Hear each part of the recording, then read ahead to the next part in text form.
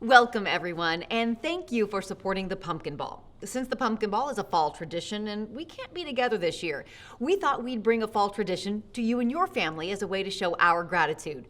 And so excited, that is why I'm here with local chef Ricky Webster, winner of Food Network's Christmas Cookie Challenge and owner of soon-to-open Cheese Shop and Bakery, Rhine and Wheat. And Ricky, we're so excited about this. Now, you have a cookie recipe for us, and then we're gonna also decorate. But, before he gets started, Ricky, can you walk us through just like the cookie recipe a little bit? It's special.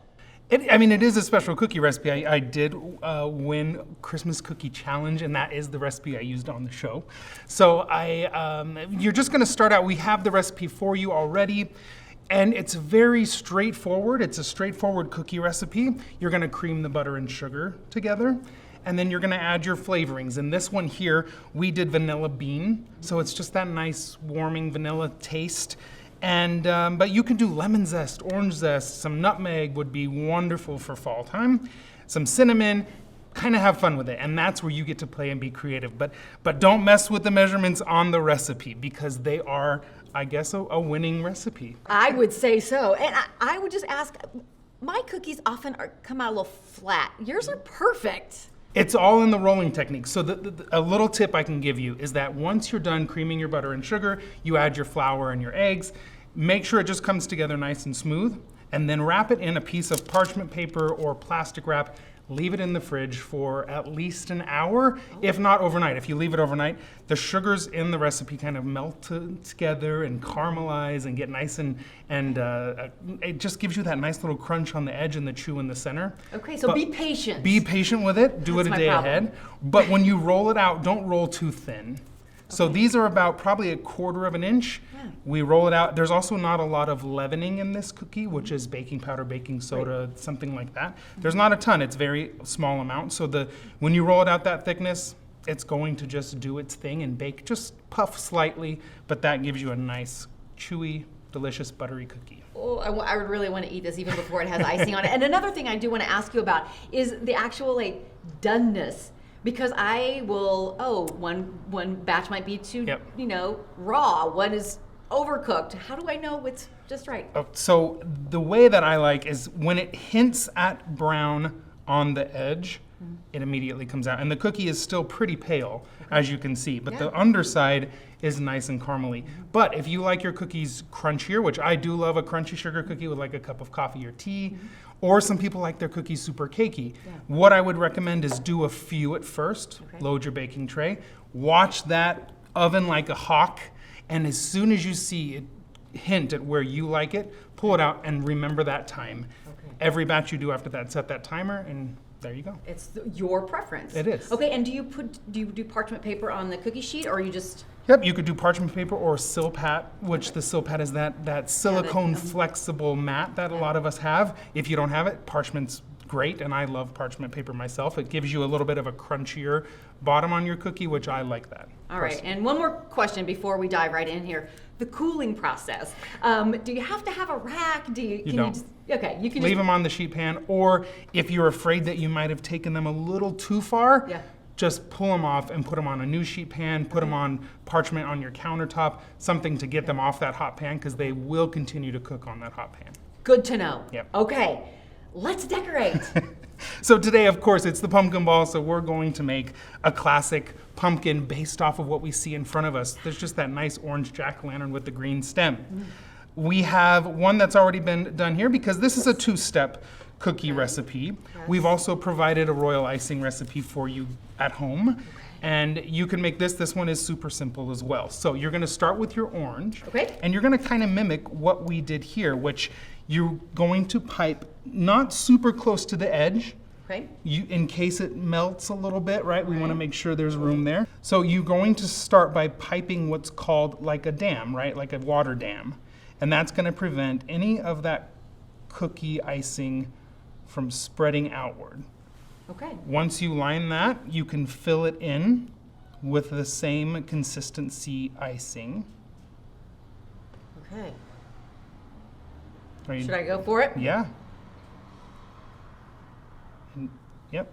And then we're gonna do the other side. You can use any cutter, of course. You can do any holiday design that you want here. Of course, we're doing pumpkins, but candy corn would be cute. If you like different colored pumpkins, which we have some of those on the table too, go for it. Make a white one, a green one, a pink one, whatever it is to your heart's content.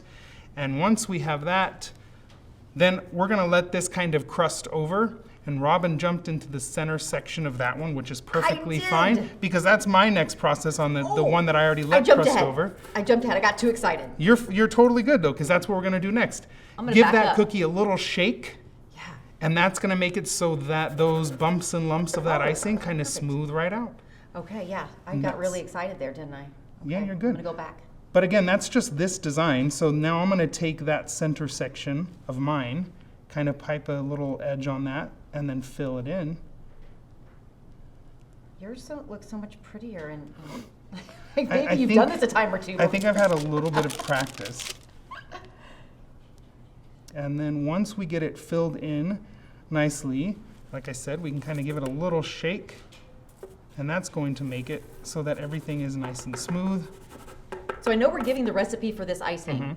Can you give me just a little hint about what's in it? The icing is a powdered sugar-based icing. This one has meringue powder. Meringue powder can easily be found at any of the warehouse stores or local craft store, or you can use egg white, but I know a lot of people might be sensitive to egg white, or pregnant women or anything like that. We don't probably want to use that egg white. That's why in this I'm using meringue powder. Okay. But it can does easily... have a different consistency than if I were to make my own. Yep, slightly different. But it's very, very simple royal icing recipe with powdered sugar, egg white, and water, or in this case, the meringue powder and water. And then I flavored this with a little bit of almond extract to play with that vanilla. So we have like a vanilla almond cookie almost, but you could add any extract, orange extract, whatever it is that you want to flavor yours with. Love it. So once we get our cookie filled in, we're gonna take our green. So go back to that first one. And then I'm just gonna I'll do it on here so you can maybe see, just a little bit of a zigzag, kind of like those rough pumpkin stems that we're looking at in front of us here.